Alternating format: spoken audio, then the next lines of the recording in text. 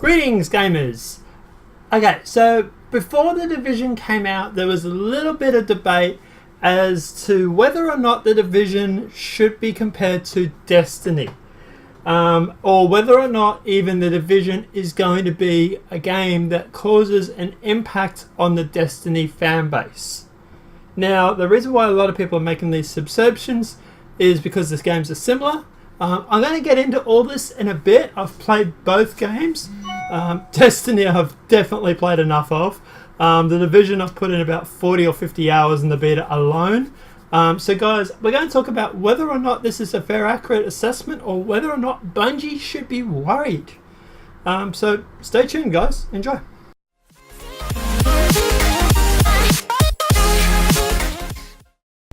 So first things first, obviously the Division beta is currently finished.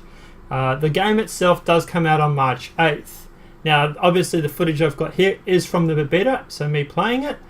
This is just some random clip, it's not a montage or anything like that, it's just a random clip from a capture. So I've got no idea even what's going to happen on the screen. So, you know, if I die horribly wrong, don't blame me. Okay, so let's get into it. Destiny is a first-person shooter. The Division is a third-person shooter. Yes, they both have loot drops, they both have chests, they both have quests, missions, and etc, etc, etc. Now, there was a lot of comparison done before the beta came out for the Division, whether or not Bungie should be worried about this, and or even this will impact on the fan base of Bungie's Destiny players. Now, I can see why people compare the two. They are very, very similar. They are both claimed to be open world. To be honest, the Division more is open world than what Bungie is. That I will definitely admit to. But as for not whether this game will impact on the fan base of Destiny, only obviously time will tell. Now, this is just going to be my opinion about it. So let's just get straight into it. Do I think that Destiny's fan base will be impacted by the Division? Not a lot. Maybe slightly for at least maybe the first month or so. Yes, I do believe that some of the numbers will slightly drop off. I would love to see how many people were playing Iron Banner while the Division beta was up and running.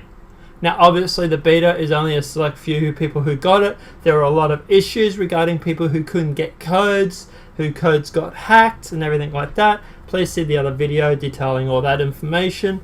But guys, yeah, obviously the beta, there was, even on my friends list, I have like 100 and something friends, and only like 15 to 20 of them were playing the beta at any one time. So there wasn't a lot of beta players.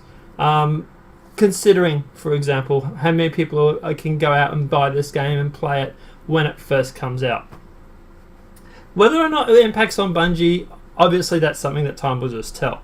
To be honest, I don't think it's going to impact much on the hardcore Destiny fans, because at the end of the day, this is still going to be capped at 30 frames a second. So it's still going to be the same frame rate. It's still 1080p, which is the same as Destiny.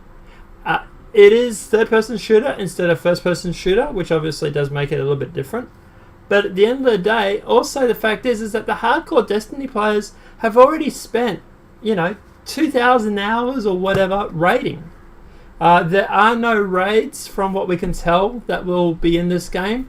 So that obviously is something that the World of Warcraft / Destiny players are longing for. They won't be getting in the Division.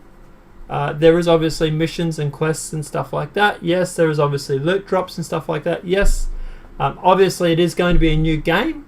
To be honest, I think this game is going to be more impacting on other games out there. Generally, I view there's two types of gamers. There is the hardcore gamers that will play one game or a handful of games and just stick to that. Then you get what they call the hype train gamers or the social gamers who will actually go out and buy a new game when it's released, play it for a few months, then throw it in the back of the cupboard or take it back and get their money back and buy another game. That is the impact, and I'm not being nasty or anything to anybody. Obviously, both groups have their places and everything like that. Obviously, those gamers, the second group, are going to be the ones that get more impacted by The Division. Because it's going to be players who say, hey, it's a new game, let's go play it.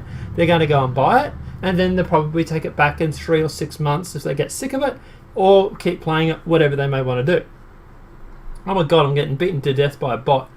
But anyway, so basically those are the players that I think is going to impact. So your games like, for example, maybe not Minecraft, but, Tomb Raider, Siege, those sort of Call of Duty sort of players, maybe not so much Call of Duty, but the casual gamers for Call of Duty, those are the ones that I think are going to actually be impacted more regarding this game coming out.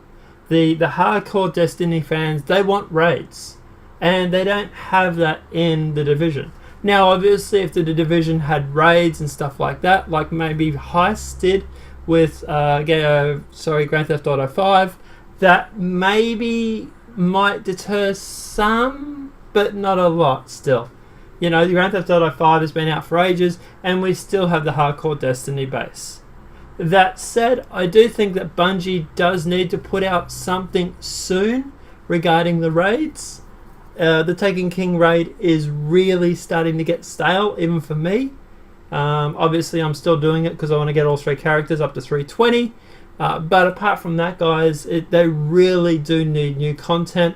And I am really hoping that September we'll see A, Destiny 2, or B, some major expansion, if not before then, regarding a new raid.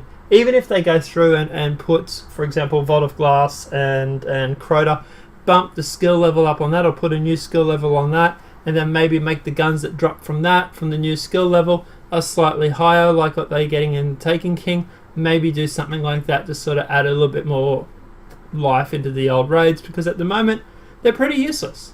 The Vault of Glass, you do it once because you got to do that quest for No Time to Explain, and that's it.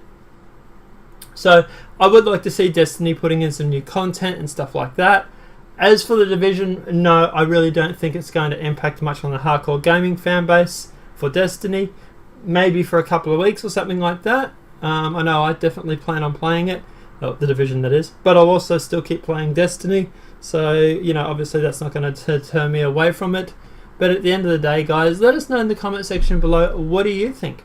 Do you think that Destiny is going to be impacted by The Division? And if so, why? If not, why not? Also, remember, guys, if this video was helpful, please click like and subscribe. We are obviously just simply trying to get Gamers Cafe up and running now. All the support can be appreciated. But guys, have a great night. Let us know in the comment section below what you think, and I will see you playing games. Have a great night. Enjoy.